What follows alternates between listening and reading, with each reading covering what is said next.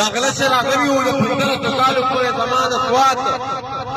چې څومره معدنیاتي هغه هم خوړلي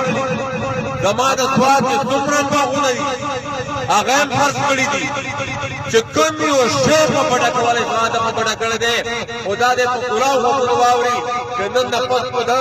د سوات د باغونو یو څه به په ده باندې حرام ده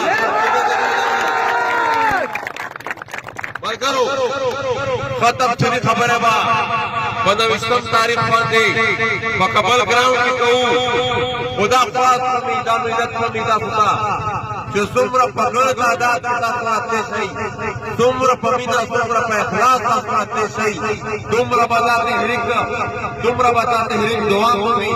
دومره به دا تحریک سلامت کوي او دومره به دا خاوره د شپسته پیغام ورځي چې دا خاوره د سواد د ولس دا د تحریک سره ولاړ دی او دا ولس دا د خاوره د خلي دا خپل ټول پیغام ان شاء الله ورکوو په 29 تاریخ ورکوو به کنه ورکوو تاسو ټول ورګرو تاسو ټول مشرانو